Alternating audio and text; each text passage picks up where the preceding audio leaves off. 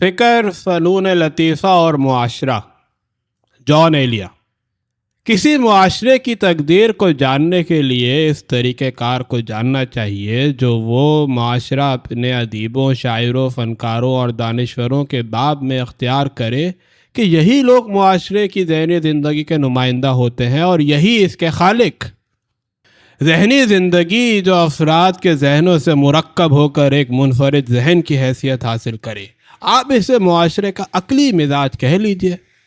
کوئی معاشرہ اپنے عقلی مزاج کے بغیر متعین اور مستحکم حیثیت حاصل نہیں کر سکتا۔ عقلی مزاج ہی معاشرے کو مختلف حیثیتوں سے استحکام اور امتیاز بخشتا ہے۔ جس معاشرے کا کوئی عقلی مزاج نہ ہو اسے صحیح ترین معنی میں ایک مکمل اور منظم معاشرے سے تعبیر نہیں کیا جا سکتا۔ ظاہر ہے کہ کسی معاشرے کا عقلی مزاج دفتروں، دکانوں، صنعت گاہوں، عدالتوں، ہوٹلوں اور رقص گاہوں میں نہیں، دانش و فن کے خانقاہوں میں جنم لیتا ہے۔ چنانچہ معاشرے کی تقدیر دراصل معاشرے سے تعلق رکھنے والے فنکاروں اور دانشوروں سے وابستہ ہوتی ہے، نہ کہ تاجروں، وکیلوں، کارپردازوں اور انجینئروں سے۔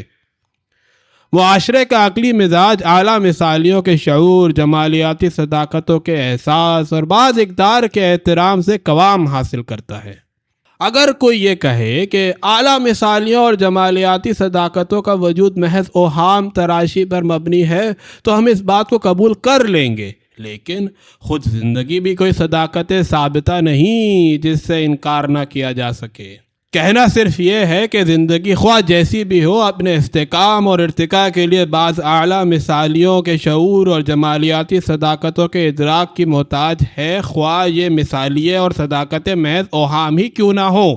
روسی ادیب پیسٹرناک نے سچ کہا ہے کہ بہت عرصے سے انسان کو جو سر بلندی حاصل ہے اس کا سبب اوزار نہیں بلکہ کچھ اور چیزیں ہیں، یعنی اس کی روحانی موسیقی، مسلم صداقتوں کی ناقابل مقاومت طاقت اور اعلیٰ مثالیوں سے اس کا شغف۔ روحانی موسیقی، مسلم صداقتیں اور مثال طلبی ہی دراصل معاشرے کی ذہنی زندگی سے عبارت ہے اور انہی کے ذریعے کسی جماعت کا عقلی مزاج مرتب ہوتا ہے۔ گہواروں میں پرورش پا کر شمشانوں میں جل جانے اور قبرستانوں میں دفن ہو جانے والی زندگی تاریخی اعتبار سے کوئی اہمیت نہیں رکھتی۔ زندگی تو ذہن و روح کی زندگی ہے جو اپنے ساتھ قوموں اور قبیلوں کو زندہ رکھتی ہے، اور جب وہ فنا ہو جاتی ہے تو قوموں اور قبیلوں کا معنوی وجود بھی ساتھ ہی ختم ہو جاتا ہے۔ یونانیوں میں جب ان کی ذہنی زندگی نے جنم لیا تو یونان کو وہ ثبات و استحکام نصیب ہوا جس کی محراب عظمت و جلال میں صدیاں سر بسجود نظر آتی ہیں۔ اس ذہنی زندگی کے صورت گر یونان کے حکام، عدلیہ، اہل حرفہ، کارپرداز اور زندگی کے عملی شعبوں سے تعلق رکھنے والے معاملہ دار افراد نہیں تھے، بلکہ ایتھنز کی ہیکلوں کے وہ کلیم پوش دانشور تھے جو اپنے گرد و پیش سے بے خبر ہو کر خیر و جمال، نہایت و لا نہایت، علت و معلول اور حیات و کائنات کے بارے میں بحثیں کیا کرتے تھے، اور جن کے بارے میں یونان کے معاملہ داروں کا یہ خیال تھا کہ یہ لوگ پاگل ہیں اور فضول اپنا وقت ضائع کرتے ہیں۔ ہم جب یونان کا ذکر کرتے ہیں تو دراصل وہ یونان کے دانشوروں اور تخلیقی ذہانت رکھنے والے فنکاروں کا ذکر ہوتا ہے جن کے ذہنوں سے یونان کی ذہنی زندگی نے جنم لیا تھا۔ ہومر، سولن، تاسیس ملیٹی، سقراط، افلاطون، پروتاگورس اور ارسطو کے نام دراصل عظیم یونان کے عظیم ذہن کی علامتیں ہیں۔ اس طرح جب عرب اپنی ذہنی زندگی کی حرارت لے کر شاہراہ تمدن کی طرف نکلے تو نہ جانے کتنی محرابوں پر چراغیں کر گئے۔ بغداد، قاہرہ، قرطبہ اور شیراز قصر تہذیب کی یہ شفق انگیز محراب آج تک تاریخ تمدن کا عنوان جمیل ہے۔ ان محرابوں کے روشن گر محمود غزنوی، صلاح الدین ایوبی، اسماعیل صفوی اور سلاطین عثمانیہ نہیں تھے، بلکہ ابن مسکویہ، فارابی، ابن رشد، ابن سینا، طوسی، ناصر خسرو، ابو العلا، خیام اور سعدی تھے، جن کا ذکر اس تفصیل کا اجمال ہے جو فخر و ناز، فر و فروغ اور وقار و تمکنت کی فضاؤں میں بازو پھیلاتے۔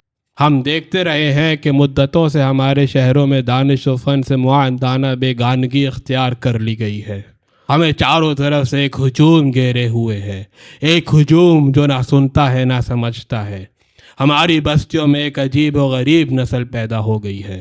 اس نسل کے پاس نہ حافظہ ہے اور نہ تخیل، جو ماضی کے قابل ہے اور نہ مستقبل کے شایان۔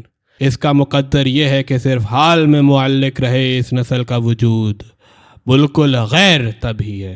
اس کے سامنے اگر علوم و فنون کا ذکر کیا جائے تو ان کے چہرے متغیر ہو جاتے ہیں۔ ان میں بعض ایسے ہیں جو سوال کرتے ہیں کہ علوم و فنون کا ذائقہ کیا ہوتا ہے؟ ان کے خیال میں حقیقت صرف وہی ہے جنہیں گزوں سے ناپا اور باٹوں سے تولا جائے۔ یہ لوگ ادب، فلسفہ اور شاعری کو عام زندگی کے اشیائے ضرورت اور اسباب تعیشات کے نسبت سے جانتے ہیں۔ ان کے گمان میں فلسفہ، ادب اور شاعری محض خسارے کا سودا اور بیکاری کا مشغلہ ہے۔